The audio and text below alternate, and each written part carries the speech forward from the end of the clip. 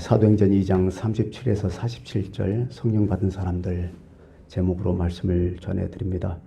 오늘이 성령 강림 주일이잖아요.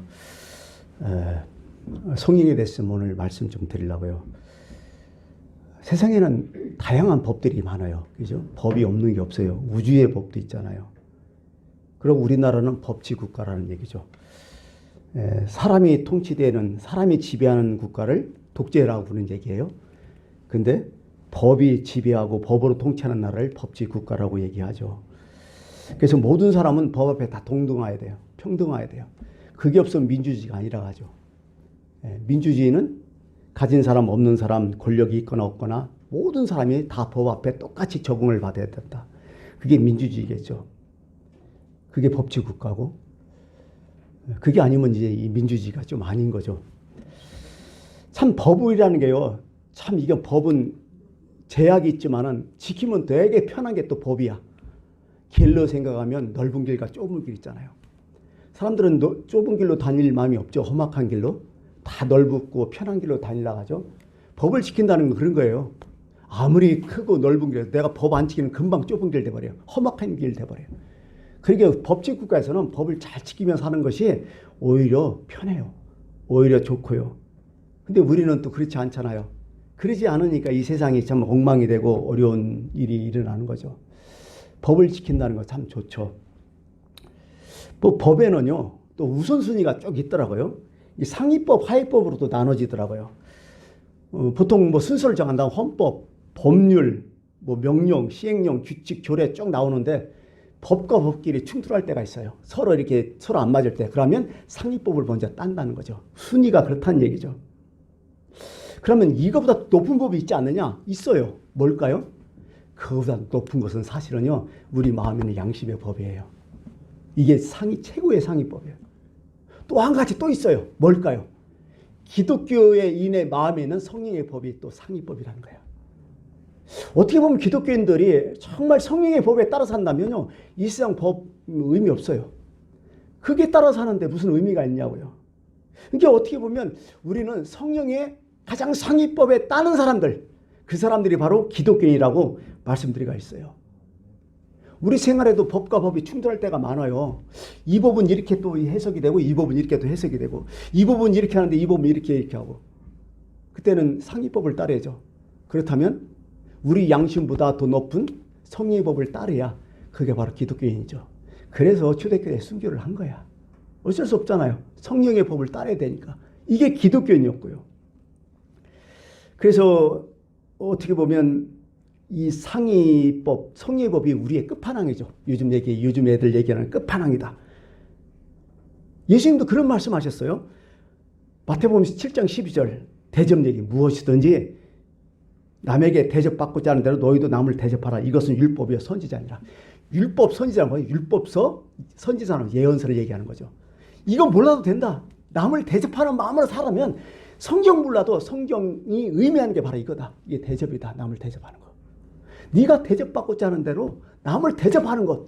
그게 바로 성경의 말씀이다. 그게 우선이다는 거예요. 네가 십계명을 지켰냐 안 지켰냐, 뭐 예언서를 받았냐 안 받았냐, 그 의미 없다. 남을 내가 대접하는 마음으로 남도 대접한다면 그것은 다 된다. 그런 얘기를 하셨고, 사도 바울은 로마서 13장 10절에 이렇게 또 얘기해요. 사랑은 이웃에게 악을 행하지 아니하니 그러므로 사랑은 율법의 완성이라고. 야, 남을 사랑하냐? 이웃을 사랑하냐? 율법 몰라도 돼. 사랑 하나 갖고 율법 다 완성하는 거야. 이 얘기를 주님께서 여기 하고 있는 거죠. 하나님은 천지를 창조하셨지만 지금도 하나님은 이 세상을 움직이고 계시잖아요. 뭘로 움직일까요? 그것도 법칙이 있어요. 이 세상이 법칙 없이 어떻게 움직여요? 우주의 법칙이 있잖아요. 좀 좁게 얘기하면 자연의 법칙이 있잖아요. 요즘 더 좁게 얘기하면 텔레비에 나온 정글의 법칙 있잖아요. 그죠? 어떻게 보면 인간도 그냥 무조건 사는 것 같잖아. 우리 애도 법칙이 있어요. 우리 이성을 갖고 살잖아요. 이성은 뭐예요? 합리성, 타당성, 또 때로는 양심의 법으로 우리 이 세상을 살아가고 있는 거죠. 만약 그게 법칙이 안 된다면 참 살기 힘들어요. 그리고 우리는 지금 누구의 법을 지배받는다고요? 성령의 법. 그래서 성경은 이렇게 얘기해요. 로마서 8장 9절. 만일 너희 속에 하나님의 영이 거하시면 너희가 육신에 있지 않고 영에 있나니 누구든지 그리스도의 영이 없으면 그리스도의 사람이 아니다고. 다시 말해서 성령에 이끌리는 사람, 성령의 지배를 받는 사람, 그 사람이 바로 기독교인이다.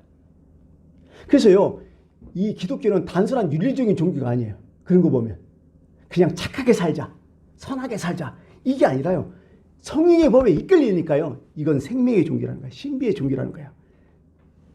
제가 왜 이런 얘기를 이 말씀하냐면 성경에 이런 구절이 참 많아요. 어떠냐, 우리가 잘 아는 사도행전 1장 8절, 너에게 성령이 임하시면 쭉 하다가 뭐라고? 내 증인이 되리라. 여러분, 성령이 임하시면 했지만은 마지막에 뭐라고? 되리라 얘기해요. 되라하고 되리라는 완전 달라요. 되라는 것은 뭐예요? 네가 알아서 해라. 네 노력으로 그렇게 만들어라. 근데 되리라는 뭐예요? 내가 그렇게 해주겠다. 왜 이렇게 말씀하실까요? 성령의 능력으로 우리가 산다는 거야. 그래서 생명의 종교라는 얘기죠. 내 힘으로 세상 변화 못해요. 나도 변화 못해요. 오직 누가 변화하냐? 성령 그분이 하신다. 성경은 계속 그렇게 얘기해요. 예수님도 직접 말해요. 요한복음 14장 15절에 너희가 나를 사랑하면 나의 계명을 뭐라고? 지키리라. 너 계명 지키는 게 지키라 얘기 안 해요. 예수님이. 너 지켜 얘기 안 해요. 지켜지리라. 다만 뭐라고? 나를 사랑만 하면 자동적으로 이렇게 지켜진다. 이게 바로 성령이, 기독교가 생명의 종교, 능력의 종교라는 것을 이렇게 말씀을 해주고 있는 것이죠.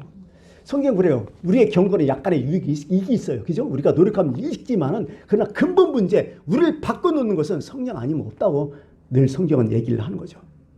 아니, 이런 얘기를 참 많이 들어요. 어떤 사람이 고주망태, 늘 술을 끼고 주님을 끼고 사는 사람이 있었어요. 이 사람이 어쩌다 하다가 이제 교회에 나오게 돼서 와이프한테 넘어갔겠죠. 넘어가서 교회에 오기 시작했는데, 한 6개월 이상, 한 1년 정도 나오면서 목사님한테 얘기할 게 있다고 하는 거예요. 그래서 무슨 일이냐? 그랬더니 자기가 이제 이실 짓고 하는 거야. 사실은 저 술을 제가 너무 좋아합니다. 직장 대항에서 4주 연속 술 마시 댁에서 1등도 해봤습니다. 술을 없으면 못 살 것 같고 너무 좋아해갖고 술을 마시고 있었는데, 사실 교회 다니면서 술 마셨습니다.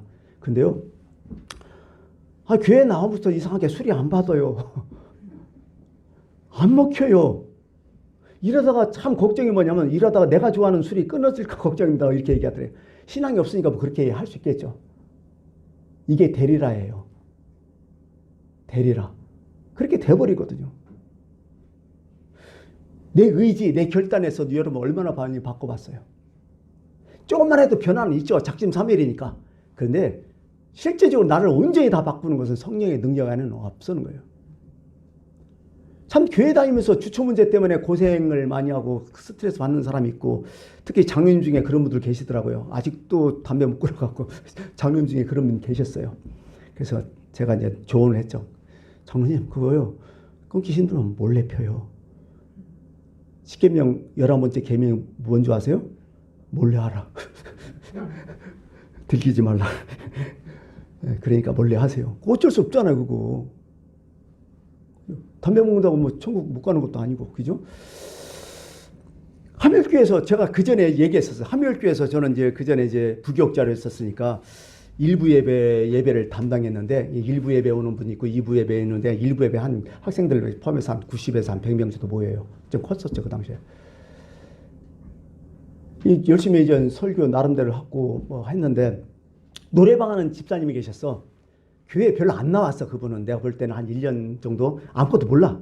내가 볼 때는. 노래방하고 그분이 특징이 뭐냐면 주식 잘 알아요. 그 당시에 주식에 돈도 많이 벌었어. 그래서 참 많이 얻어먹었는데, 그분이 그런 거예요. 목사님, 그때 전도사였어요. 전사님, 왜? 그랬더니, 이상해요. 왜요? 그랬더니, 이렇게 오시라 하더라고. 그래서, 저기 교회 옆에 가고 얘기를 하는데, 왜요? 그랬더니, 오늘요, 사실 솔직한 얘기로 예배 일부 예배 딱 끝나면요, 저기 끝나자마자 막 담배 피우고 싶어갖고 교회에 좀 떨어진 동네 옆에서 담배를 피우는데, 오늘 담배 피우려니까 왜 이렇게 담배가 써요? 못 피겠다는 거예요. 막 너무 올릴 것 같아갖고. 그러면서 이거 왜 이래? 그랬더니, 아이고, 하나님께 걸렸네요. 그랬죠. 그랬더니 그 담배 끊어버렸어요, 그냥 그분이. 그래서 내가 이게 참, 성령 역사하니까 별걸 다 한다. 그래서 우리는요, 사실 우리가 뭘 해서 노력한다. 물론 경건은 약간의 유익이 있다고 얘기해요. 그렇지만 실제적으로 성령이 임해야 된다는 거예요. 이게 생명의 종교, 이게 기독교라는 거죠. 저는 이것을 확신하고 있어요. 여러분들이 안 하는 거 하나님 개입하시면 그냥 끝내버려요. 예. 사실은 여러분들 이 세상 살면서 얼마나 미워하는 분들 많아요. 왼수 같은 분들 많고.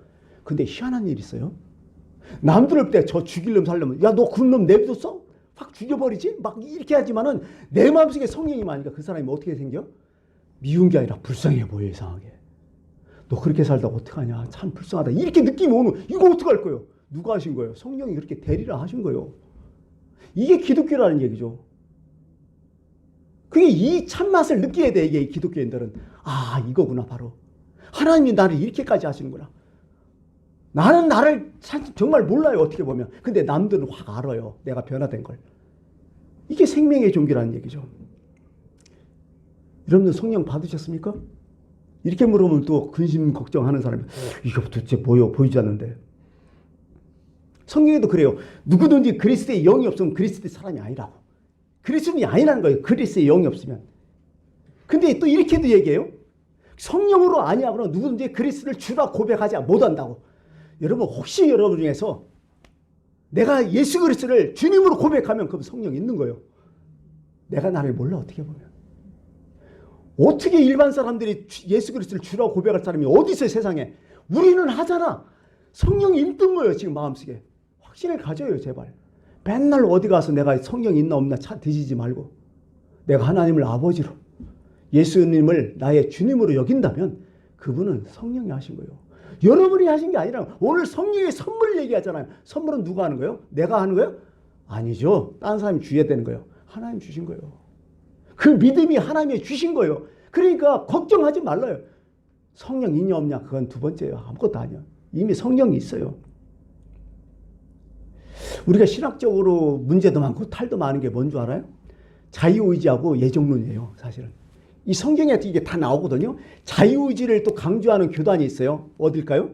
감리교, 순복음, 성결교, 침례교.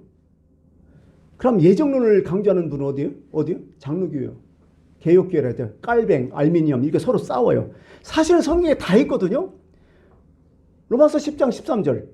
누구든지 주의 이름을 부르는 자는 구원을 받는다. 이 자유의지를 강조해요. 그 다음에 또 이렇게 갈라디아 1장 5절. 내 어머니의 태로부터 나를 택정하시고 그에도 나를 부르셨다고. 그건 예정이야. 이게 서로 충돌해. 이게 중세부터 서로 충돌하는 거야, 사실은요. 1500년대부터. 근데요, 이거 성령으로 딱 풀으면 그냥 다 풀리대. 왜? 여러분, 내가 주님으로, 내가 자유의지로 주님을 고백하는 거, 내가 주님의 이름으로 부르는 거, 그거 누가 하신 거야? 성령이잖아. 그리고 나를 택정하시고 나를 선택하셨다는 거 누가 하시는 거? 누가 깨닫게 하는 거야? 성령이에요. 나를 부르게 하시고 나를 깨닫게 하시는 거 누가 하는 거야? 성령이 하시는 거예요, 다. 성령 외에는, 성령이 아니고는 우리의 구원에 관계가 없어요. 성령이 개입하셔야 우리가 구원이 형성되는 거야. 예수 그리스도를 믿게 하는 것도 성령이시라는 거야. 바로 이 말씀을 여기 하는 거죠. 보통 그래서 우리는 로마서 8장 보면, 우리는 로마서 8장 이름은 은혜롭잖아요. 보통 예정장으로 다 얘기해요, 예정장. 근데요, 요즘에서 예정장으로 얘기 안 해요. 다 성령장으로 다시 얘기해요. 왜란 줄 알아요? 이게 다 성령이 하셨거든. 그러면서 로마서 8장 14, 16절로 한번 이렇게 해요. 무릇 하나님의 영으로 인도함을 받는 사람은 하나님의 아들이라고. 성령이 친히 우리 영과 더불어 우리가 하나님의 자녀인 것을 증언하신다고. 맞잖아요. 하나님이 우리 아버지라고 서로 믿고 서로 의지하고, 하나님 의지를 안 하시겠지만 우리가 의지하고 하나님을 따르는 거 뭐예요? 성령이 하시는 거예요, 다 이게. 문제는 성령이 이제 물리적인 용어로 성령이 충만하냐 안 충만하냐 그 차이는 있어요. 예민하냐 예민하지 않냐 그 차이는 있어요, 사실은. 성령이 충만하면 성령에 대해서 예민한 사람이야. 그 음성을 들을 수 있는 사람. 근데 성령으로 예민하지 못한 사람은 무덤덤할 수가 있어요. 그 차이지. 다 있어요. 생명이 있고 없고는 생명이 있는 거예요, 다. 얼마나 건강하냐 그 차이예요, 여러분. 이게 여기에 모인 분들은 다 그런 거예요. 우리는 이미 생명이 있어요. 근데 그 생명이 건강하냐 건강하지 않느냐 그 차이요. 그게 성령 충만하냐 하지 않느냐 그 차이고요. 간단한 얘기잖아요. 이런 것들이. 그래서 여러분 사도행전 우리 했지만은 여러분 사도행전을 또 뭐라고 얘기해요? 별명이 성령행정이라 하잖아요. 처음에는 사도들의 행정이자 사도들이 어떻게 행했는지 어떻게 복음을 전했는지 그걸 얘기했지만 나중에 사도행전을 쭉 읽어보면 아 이게 다 성령이 하셨구나 이렇게 다 느껴지잖아요. 그래서 성령행정이라는 거야 이게. 지금도 하나님께서 우리가 성령을 보내서 우리를 조절하고 계신다는 거죠. 그래서 예수님이 미리 얘기하셨잖아요. 그게 보통 보혜사 성령 얘기할 때는요 보통 14장 요한복음 14장 16장 좀 여러 가지 얘기하셨는데 16장 7절 요한복음 이렇게 얘기해요. 내가 너희에게 실상을 말한다. 내가 실상 말한다. 내가 떠나가는 것이 너희에게 유익이다. 왜 그럴까요? 내가 왜 떠나가는 유익이에요? 예수님 그때 육으로 오셨잖아.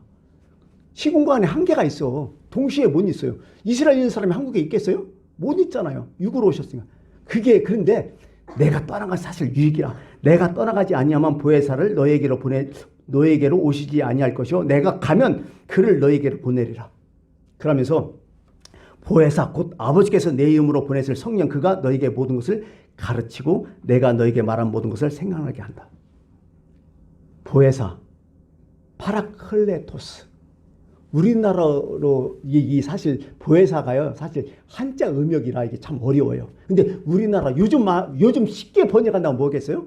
변호사, 대언자, 돕는 자, 그 다음에 조력자, 상담자, 뭐 중보자 이렇게 다 표현할 수가 있어요. 이 무슨 뜻이에요? 성령은 내 편이라는 뜻이야. 내 편. 야 성령, 네 편인 성령을 보내겠다는 거야. 그분이 너 대신 다 하겠다는 거야. 그걸 지금 얘기를 하시는 거죠. 이 성령 받으면 되게 좋은 거죠. 지금 그분이 육으로 오셨다가 다시 영으로 성령으로 오신 거야. 그게 시공간을 완전히 초월한 거죠. 여러분 각자 마음에 다 있는 거야. 이 1대1이요 성령은 나하고. 그리고 여러분 누구다. 공동체도 1대1이지만은 우리 나도 1대1이야. 그게 바로 성령이요. 하나님이시기 때문에요. 그래서 고린도전서 1장 35절에 13장 5절에 뭐냐면 너희 자신을 확증하라. 예수 그리스도께서 너희 안에 계신 줄을 너희가 스스로 알지 못하느냐. 그렇지 않으면 너희가 버림받은 자니라. 확증해야 돼요. 내 안에 성령이 계시구나. 그분이 계시구나. 여러분 그런 게 있잖아요. 여러분이 뭐 조그마한 잘못을 하려고 여러분들이 뭐 어떤 그 좀 좋지 않은 거 하면 어떻게 해요? 마음이 근심 걱정하죠. 우리는 그걸 양심이라고 하지만요. 기독교인들이 이렇게 표현하대요. 그건 성령이 근심한다고. 성령께서 근심하시는 거야. 법에 접촉하잖아. 성령의 법에 접촉하잖아. 여러분 법을 안 지키면 얼마나 스트레스 받아요. 그러나 똑같은 거예요. 지금 내 마음속에도. 내 영적인 성령의 법이 나를 접촉하는 거예요. 혹시나 뭐 주일날 예배에 빠지고 그러면 어떻게 막 가슴이 두근두근 막 이렇게 하죠. 성령이 근심하시는 거예요. 그거. 괴로워하시는 거야. 뭐래도 너 그러면 안 된다. 뭐 해야 된다. 중재자잖아요. 하나님께 나하고. 또 조력자잖아요. 조언자잖아요. 나를 도와주시는 분이잖아요. 그렇게 자꾸 막 나를 응원하는 것도 그러면 안 된다. 너 해야 된다. 뭐 일이 이렇게 되는 거죠. 이렇게. 바르게 성령이 하시는 역할이라는 거죠. 그리고 또 우리가 오해되는 게 좀 있어요. 우리가 성령 받는다 이렇게 얘기하잖아요. 성령 받으면 막 황홀교에 들어간다는 동 아니면 어떤 사람 우리는 보통 이것을 엑스타시 한다 아니면 무아지경에 한다 막 자의식 흐려갖고 너도 모르고 나도 모르고 뭐 모른다 뭐 이렇게. 여러분 성령 받으면요 이것은 실제로 성령 받으면 이렇게 되는 부분도 물론 있어요. 그렇지만은 실제적으로 성령 충만하면요 자의식이 더 뚜렷해져요. 더 확실해져요. 이건 왜 그러냐면 성령의 은혜와 성령의 은사를 구별 못해서 그래요. 성령의 은혜가 좋을까요? 성령의 은사가 좋을까요? 둘 다 좋아요. 근데 더 좋은 건 뭐냐? 성령의 은혜야. 성령의 은혜는 뭐냐? 구원과 관계 있고 성령의 은사는 사역과 관계 있어요. 성령의 은혜를 안 받고 성령의 은사만 있는 사람이 있어요? 없어요? 있어요. 구약을 봐도 있어요. 왜? 성령의 은사는 사역과 관계있기 때문에요. 하나님을 몰라도 예수 그리스도 안 믿어도 그를 통해서 하나님이 사역하셔. 그냥. 성령의 은사는 뭐까지 가는 줄 알아요? 동물까지 가요. 신명기가 아니죠. 그게 민수기 읽어보면 뭐가 나와요? 발람 선지자와 나귀가 있잖아요. 성령의 은사가 임하니까 나귀가 말도 하잖아요. 그게 은사예요. 은사 내리면 끝내주죠. 왜? 화려해요. 보이는 게 많아. 어떻게 보면 우리는 은사 쪽으로 막 기울게 왜? 보이는 게 많지만. 근데 성령의 은혜는 구원과 관계 있어요. 절대로 성령의 은혜가 없으면요. 예수님을 주로 고백 못해요. 그분이 주로 고백하게 만들기 때문에 그런 거예요. 그리고 성령의 은혜는 딱 한 번 받아요. 미안하지만. 자꾸 오는 게 아니었어. 근데 성령의 은사는 계속 개발되고 계속 받을 수 있어요. 발전할 수 있고. 그러다 보니까 우리는 성령의 은혜를 자꾸 까먹어. 이걸 구별 못하면요. 이상한 사람 돼버려요. 그러니까 성령의 은혜 없는 사람이 성령의 은사를 추구할 수 있어요. 여러분 불교에서도요. 은사 체험 많이 해요. 다른 이단 중에서 은사 안 나타나요? 걔네들이요. 간증하는 거 보면요. 우리랑 똑같아요. 다른 이단들도 그래요. 다른 종교에서도 그래요. 그런데서 그들이 예수 그리스도를 믿어요? 주님을 고백해요? 웃기는 소리예요. 교주는 고백해도 주님 절대 고백 안 해요. 왜 그럴까요? 여러분 진정한 성령의 은혜는 성령의 은사는 예수 그리스도와 함께 간다는 거예요. 무조건. 그게 그리스도의 영이기 때문에 그래요.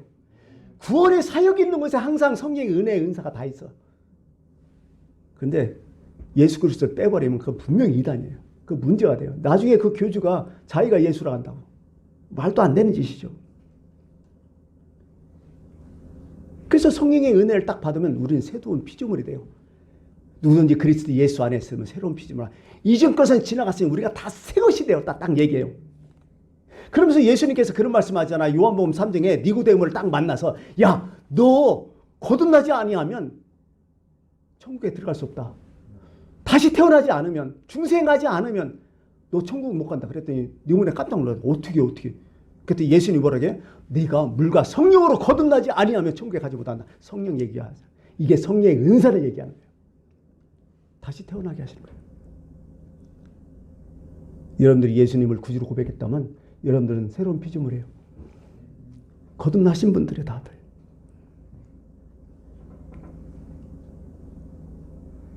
그러면 가만히 보면 성령을 또 오해하는 게 뭐냐? 성령을 무슨 기능으로만 뭐 그렇게만 자꾸 생각해요. 아니요. 성령이 임하면요. 아까 얘기했죠. 내 영이 무진장이 맑아지고 하나님에 대해서 예민하다고. 성령이 충만하니까요. 내가 몰랐던 내가 맑아지니까 뭐예요? 내 눈이 막 띄어진 거 뭐예요? 그 전에 몰랐던 부분들이 막 보이는 거야. 내가 이렇게 더러운 인간이었나. 여러분 캄캄한 방에서는 먼지가 있는지 뭐가 있는지 몰라요. 근데 불빛이 착 밝아지고 햇빛이 나와봐요. 조그마한 미세먼지가 다 보이잖아요. 햇빛에. 성령이 충만하니까 그렇게 돼버리더라. 그래서 우리가 뭘 어떻게 하는 거예요? 그래서 회개하는 거야. 여러분들이 느껴서 회개하는 게 아니라 성령을 통해서 내 영이 맑아지고 영안이 뜨이고 내가 주님에게 예민해지니까 그래서 회개하고 주님에 가까이 가는 거야. 이것은요 두려워서 가는 게 아니라 여러분 진정으로 주님 앞에 회개한 사람 어떤 마음 들어요? 기쁘고 날뛰어요. 여러분 그 경험했는 사람 있어요. 다는 못해요. 어떻게 보면 그거 안 했다고 또 구원받지 못하는 것도 아니고 어떤 분은 막 그냥 울며불며 회개하다가 나중에 춤추고 이러는 분들 있잖아요. 이렇다니까요. 그게 진짜 성령 받은 거예요. 그러고 여러분 성령 받았다고 한 번에 모든 게 다 끝난다. 웃기는 소리 하지 마요. 성령 받았으면 이제 시작인 거야. 이제 계속 올라가는 거죠. 사도 바울이 이런 얘기했어요. 내가 내 몸을 쳐서 복종하면 내가 전판 후에도 자신이 도리어 버림을 당할까 두려워한다고. 이분도 성령 충만했잖아요. 우리가 알잖아. 인정하잖아 그걸. 근데 이분은 뭐 어때요? 사도 바울도 늘 자신을 쳤다는 거야. 늘 매일 자신을 뒤돌아보면서 회개하면서 그렇게 하나님 앞에 나아갔다는 거야. 성령 받으면 이래요. 내가 성령 충만하니까 뭐 신령한 사람 웃기는 소리 하냐. 이건 어떻게 하면 이건 말도 안 되는 얘기죠. 그 성령의 역사는 또 인격적이라 하잖아요. 아까 그게 다 보혜사에 다 나와요. 파라클레토스에 다 나와요. 그게 뭐예요? 인격적으로 뭐예요? 인간적이라는 얘기가. 아, 저 사람 참 인간적이다. 성령님은 내 안에 들어오셨어요. 정말 인간적으로 나를 다스려요. 네가 잘못했으면 막 중재시켜 서로. 또 그러면 쓰냐 뭐 이렇게 승계시고, 때로는 내가 걱정하고 근심하고 내가 막 실수하고 내가 낙망하면 또 변호와 제가 돼가지고 카운슬을 돼가지고 나를 막 용기 주고 막 나를 도와주고, 응? 그죠? 막 때로는 막 협조하고 그러면서 나를 바꿔 나가는 거예요, 성령님이. 여러분, 신앙생활 잘하는 사람은 어떤 사람이요? 성령님과 되게 친한 사람이요. 내가 혼자 사는 것 같아도, 나는 자연으로 하면 혼자 사는 것 같잖아요. 예수 믿는 놈은 어떻게 살아야 돼? 자연과 누가 살아요? 성령님이 같이 사는 거예요. 또 그분과 자꾸 하루 맨날 이게 사람 앞에서 그런 소리 하면 좀 미치는 소리 들으니까 조심하고, 이게 속으로 하는 거야. 성령님, 나 어떻게 해야 돼요? 하나님, 나 이거 어떻게 해야 돼요? 우리가 그랬잖아. 가끔 내가 어떤 결정 막 스트레스 받을 때, 나 도대체 하나님 뭐 해야 돼? 이렇게 해야 돼요. 그러면 성령께서 나를 도와주신다고요. 다 이런 뜻이란 말이죠. 이게 충만함이라는 것은 다른 게 아니에요. 나를 지배한다는 뜻이야. 나를 조절한다는 뜻이야. 그분께 포로가 됐다는 뜻이야. 이게 성령 충만함의 진정한 의미라는 거죠. 이제 시간이 됐기 때문에 좀 아쉬운데, 이제 오늘 본문 말씀 보면서 야, 성령 받으니까 뭔가 변화되더라. 그래서 변화된 모습을 좀 보면서 제가 오늘 말씀을 마치려고 해요. 오늘 말씀에 의지해서 성령 받으니까, 초대교회 성령 받으니까 뭐 이상한 변화들이 막 일어났잖아요. 첫 번째가 뭐예요? 사람들이 다 경건해졌어요. 경건하니까요. 좀 이게 마음이 안 닿는데 이렇게 돼요. 두려움이요, 두려움. 사람들이 두려웠다. 누굴 두려웠다? 하나님을 두려웠다. 두려울 자를, 진짜 두려울 자를, 무서운 자를 아는 사람이 진짜 경건한 사람이야.